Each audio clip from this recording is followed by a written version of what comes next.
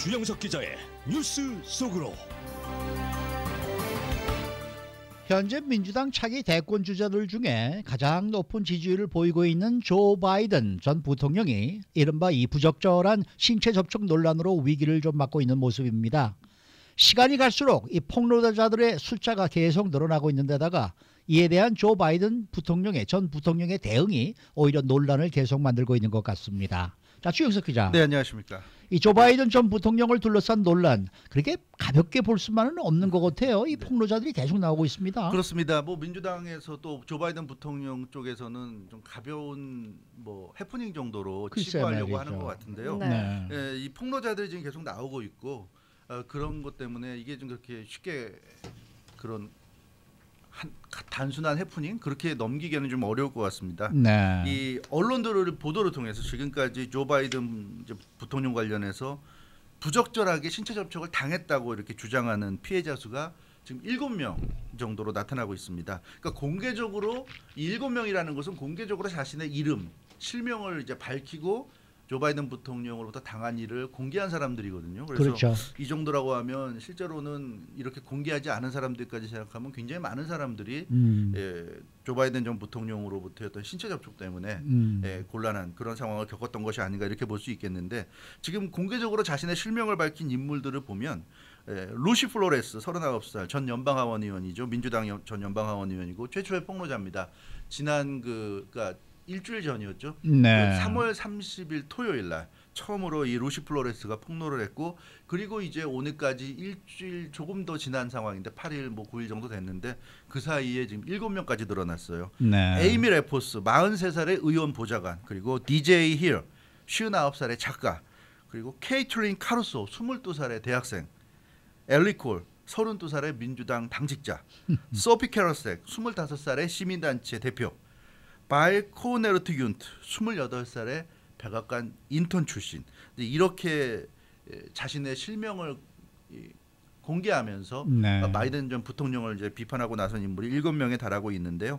불과 일주일 사이에 이렇게 7명까지 늘어났기 때문에 거의 뭐 하루에 한 명꼴로 이렇게 지금 조 바이든 전 부통령을 지금 비판하는 목소리가 나오고 있어서 이게 과연 그렇게 단순하게 넘어갈 수 있는 문제인지 많은 좀 논란이 제기되고 있고, 물론 조 바이든 전 부통령은 워낙 오랫동안 정치 활동한 사람이고 이 사람이 그 부통령까지 올라간 인물이고 또 유력한 차기 대권 주자라고 하지만 한편으로는 좀 굉장히 경박한 인물이라는 거는 좀 어느 정도 알려져 있어요. 그러니까 좋게 얘기하면 그 뭐 권위 의식이 없다고 볼 수도 있지만 안 좋게 얘기하면 굉장히 경박한 스타일이긴 한데, 그러나 이렇게까지 좀 구체적으로 문제를 제기하고 많은 여성들이 문제를 제기하고 나섰기 때문에 좀 논란이 계속 되고 있습니다.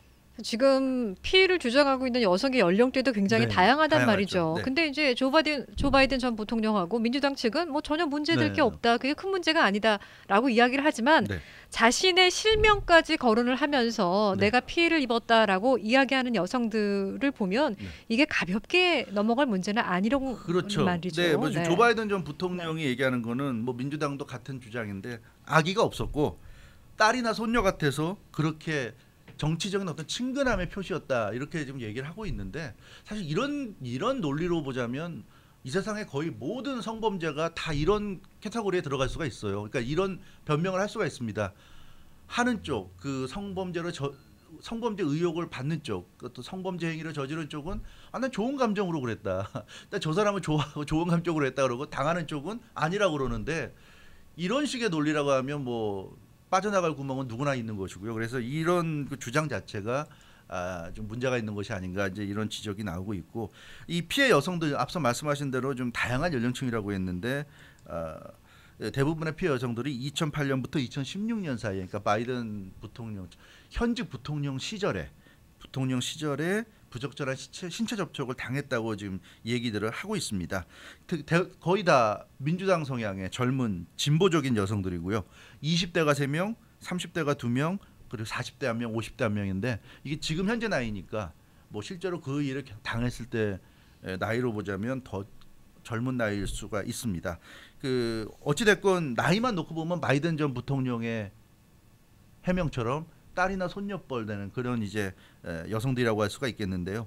특히 가장 나이가 어린 축에 속하는 22살의 대학생 케이틀린 카루소 그리고 25살의 시민단체 대표 소피 캐러스 이 두 여성은 성폭력 피해자를 위로하는 행사장에서 조 바이든 부통령을 만났는데 정말 아이러니하네요. 그런 자리에서 네. 자신이 굉장히 좀 불쾌한 일을 당했다 이렇게 이해하고 있어요. 근데 한 가지 재미난 게 바이든 부통령에게 당했다는 이 인물들은 다 공개적인 이런 행사장에서 당한 것이어서 좀 더 충격적인데 이 때문에 바이든 부통령이나 민주당 쪽에서는 공개적인 자리에서 누가 말도 안 되는 그런 의도를 가지고 하겠느냐고 하고 있지만 이 사람들의 이제 얘기는 그만큼 그 당시에 현직 부통령이었기 때문에 막강한 권력을 갖고 있기 때문에 오히려 더 당당하게 그런 것이 아니냐 뭐 이런 주장을 하고 있는데 이 사람들 이제 얘기 들어보면 자신의 이마에 그러니까 이 여성의 이마에 바이든 부통령이 자기 이마를 한참 맞대면서 막 이렇게 하다 보니까 마치 그 순간에는 정말 키스를 당할 것 같은 느낌마저 들었다 이런 얘기를 하고 있고요. 너무 오래 자기를 껴안았고 허벅지를 만지기도 했다 이제 이런 얘기도 하고 있습니다. 그런데 그 순간에 그러니까 그 순간부터 굉장히 불쾌했고 당혹스러웠는데 현직 부통령이니까 뭐 어떻게 할 수가 없었다 이제 이런 얘기 감히 문제 제기할 수 없었다 이런 얘기를 했고요. 특히 그 이 43살의 의원 보좌관 에이미 레포스 같은 경우는 바이든 부통령이 자신의 목을 감싸고 머리를 당겨서 코를 비볐다 이제 이런 얘기를 하고 있습니다. 근데 이런 그 행동을 바이든 부통령이 사실은 공개석상에서 잘하는 편이죠. 저도 이렇게 TV에서 이런 모습을 본 기억이 나는 것 같은데요. 네. 그리고 이 가장 먼저 폭로했던 39살의 전 연방 하원의원 루시 플로레스 하원의원 같은 경우는 자신의 어깨에 손을 얹고 머리카락 냄새를 그러니까 뒤에서 손을 얹고 머리카락 냄새를 맡으면서 뒤통수에다 키스했다 뭐 이런 얘기를 했습니다. 그래서 이 설명을 들어보면 굉장히 구체적이고요. 아무리 네. 공개석상에서 뭐 순간적으로 지나가는 일이라고 하지만 이게 이렇게 단순히 넘어갈 수 있는 문제는 아니자는 거야. 이런 지금 얘기가 나오고 있고 특히 가장 문제가 된 게 이렇게 그 폭로가 나오면서 2015년 애슈튼 카터 국방장관 취임식 때 바이든 부통령의 행동이 가장 지금 문제가 되는데 이때 이 한국도 요즘 그렇지만 이 장관급에 취임할 때는 부인까지 같이 나와서 배우자까지 같이 나와서 네. 예, 취임식을 하는데 이 당시 그 애슈턴 카터 부인이 행사장에 나왔을 때 바이든 부통령이 그 부인 옆에 있었어요. 그 애슈턴 카터 국방장관이 취임 연설을 할 때 옆에서 부인과 함께 서 있었는데 그 당시 부인 옆에 밀착해가지고 어깨를 감싸고 쓸어내리는 모습이 카메라에 담겼습니다. 그 사진이 지금도 검색하면 볼 수가 있는데 보면 카터 장관 부인이 얼굴이 굉장히 굳어 있는 게 사진을 봐도 좀 느껴지고요. 그러니까 바이든 부통령은 친밀함의 표시라고 하지만 당하는 사람은 그렇게 느끼지 않은 것 같아요. 그래서 굉장히 좀 곤혹스러워하는 그런 느낌을 받을 수 있었고 카터 부인의 머리카락에 얼굴을 갖다 대고 속삭이는 모습 그래서 굉장히 좀 민망해하는 그런 모습을 볼 수가 있었는데 이런 식의 모습을 거의 여성들과 함께하는 행사장에서는 거의 대부분 보이지 않았는가. 그래서 바이든 부통령이나 민주당 측의 해명에도 불구하고 논란이 지금 뭐 가라앉지 않고 있는 그런 상황입니다. 일명 한국에서 얘기하는 매너손이 아니라 나쁜 손이 된 나쁜 거였어요. 손인데, 조 바이든 그렇죠. 전 부통령의 전형적인 손이. 나쁜 손이라고 네. 할 수가 있겠죠. 네. 그런데 사실 그렇지 않습니까? 이 성희롱이나 성적인 수치감이라는 거는 가해자 쪽에서 지금 볼 수 있는 게 아니라 피해자 쪽에서 느낀 감정에서부터 이제 제기되는 그런 이제 그렇죠. 문제거든요.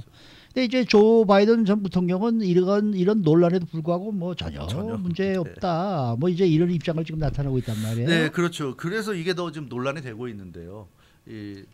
어찌 됐건 이 많은 여성들이 이렇게 한두 명도 아니고 많은 여성들이 이런 문제 제기를 하고 있는데 여기에 대해서 그리고 지금 바이든 부통령 같은 경우는 공개석상에서 그런 행동을 했기 때문에 지금 그런 증거라고 할까요? 그런 사진들, 영상들이 속속 지금 SNS를 통해서 올라오고 있는데 이런 데 대해서 좀 진솔하게 사과 내지 해명을 하면 좋은데 전혀 그러지 않은 모습을 보이기 때문에 더 논란이 되고 있습니다. 아기가 없었다는 그런 말로써 전혀 문제될 게 없다 이렇게 얘기를 하고 있습니다. 딸이나 손녀 같아서 그랬고 살갑고 반갑게 사람들을 대했을 뿐이다. 그리고 본인이 정치인이기 때문에 정치인들은 사실 스킨십이 굉장히 중요하지 않습니까? 네. 이 스킨십이라는 게 피지컬 육체적인 스킨십뿐만 아니라 사람들과 자주 만나고 접촉하고 친밀한 관계를 유지하는 걸 이제 통틀어서 스킨십이라고 그러는데 그러니까 정치인으로서 스킨십이 굉장히 중요하고 본인은 거기에 충실했다. 그러다 보니까 직접적인 그 사람 몸에 터치하는 그런 이제 스킨십까지도 하게 됐지만 그런 것은 그런 공직 생활, 이 의원 생활을 하면서 필수 불가결한 그런 것이었고 자신 스스로는 한 번도 부적절한 행동이었다고 생각하지 않는다. 이렇게 지금 강조를 하고 있고요. 그 최근에 그 한 컨퍼런스에 지난 주말이었죠. 컨퍼런스에 참석해서는 이 조커까지 던졌죠. 여러분들이 뭐 이런 점 알아줬으면 좋겠다 그러면서 뭐 자신은 로니를 포옹할 허락을 받았다. 로니가 이제 남성 이름이었는데 그 행사를 주최한 컨퍼런스를 주최한 남성 이름이었는데 자기에 대한 그 논란이 쏟아지니까 난 오늘은 이 사람으로부터 만져도 좋다는 허락을 받았다 뭐 이런 얘기를 하는데 그래서 이게 이렇게 이런 식의 농담으로 넘어갈 문제는 아닌 것 같아요. 그래서 이런 농담이 나오면서 더 분위기가 더 좀 싸늘해지지 않았는가 이제 이런 느낌이 있고요. 그리고 앞서 말씀하신 대로 이 성범죄라는 것은 결국 당하는 쪽의 그렇죠. 입장이 중요하고요. 네. 그렇죠. 물론 간혹 그 이 뭐 무고라고 그럴까요? 그런 경우도 있을 수 있지만 어찌됐건 이 바이든 부통령 케이스 같은 경우는 공개석상에서 누구나 다 지켜보는 자리에서 이런 일이 벌어졌기 때문에 이건 사실 좀 변명하기 어려운 부분이 있는데 그럼에도 불구하고 딸이나 손녀가 됐다. 우리가 딸이나 손녀 같다는 변명은 참 익숙한 것이 한국에서도 박희태 전 국회의장 기억하실 거예요. 한나라당 대표까지 지냈고 이분이 골프장에서 캐디 성추행을 한 혐의 때문에 기소가 됐었어요. 그래서 법정에 불려가서 그런 얘기를 했습니다. 손녀 같아서 귀엽다는 표시를 한 것이다. 이렇게 법정에서 항변해서 더 많은 이제 욕을 먹고 비판을 받았는데 날 같아서 손녀 같아서는 그런 데 쓰는 그렇죠. 표현이 아니에요. 근데 네. 이런 지금 바이든 부통령의 표현도 한국 박희태 전 국회의장 같은 그런 변명과 비슷한 느낌이 들고요.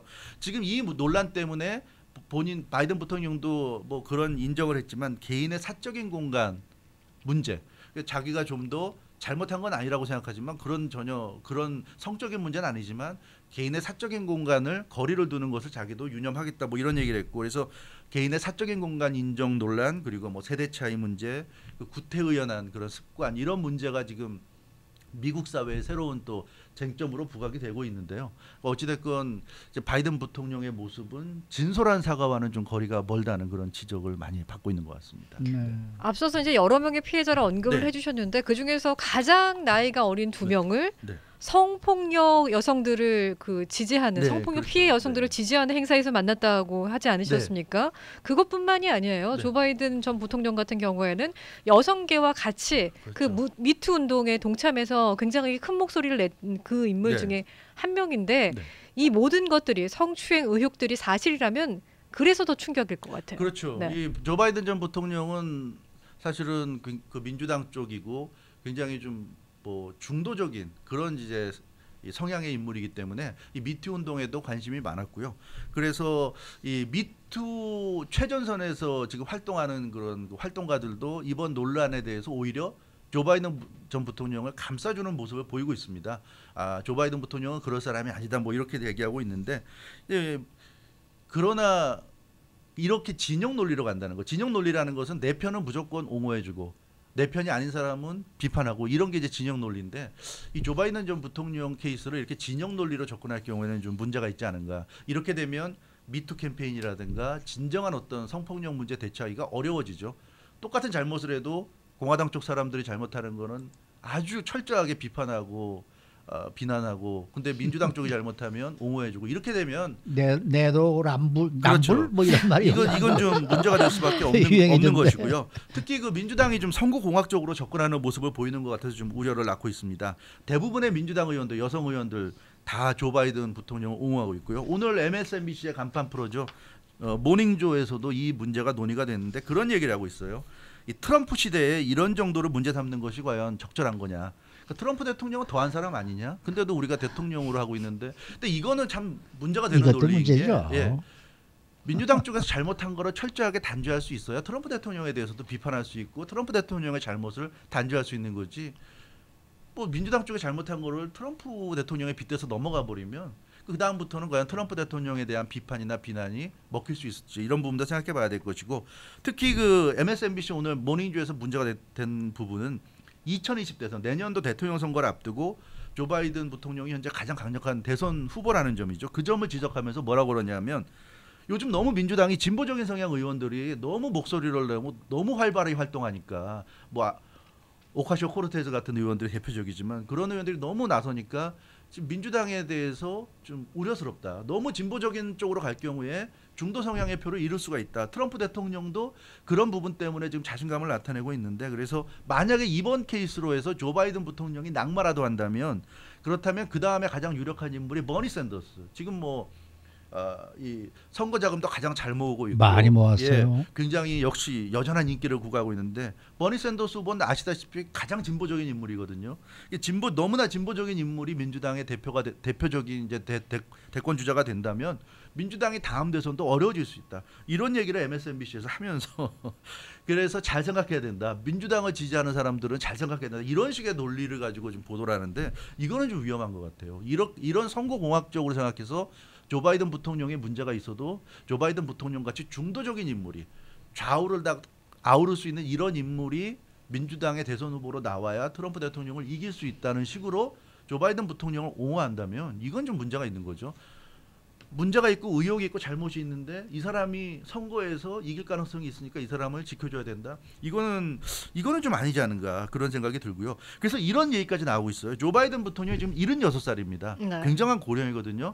그래서 나이 때문에 지금 논란인데 아직 확정된 건 아니지만 어떤 지금 루머가 나오냐면 대선 공식 출마를 아직 안 했는데 공식 출마할 경우에는 본인이 대통령 당선되더라도 재선 도전하지 않겠다는 선언을 할 가능성이 있다는 얘기예요. 그런 걸 내세워서 지금 그 젊은 유권자들을 표를 얻겠다는 얘기고 그래서 조 바이든이 대통령 후보 나오고 젊은 민주당의 인물 뭔가 아직 대통령이 되기에는 좀 아직은 부족해 보이지만 미래가 있어 보이는 사람을 러닝메이트 부통령 후보로 지명을 하고 자기는 4년만 하고 물러나겠다. 무조건 물러나겠다.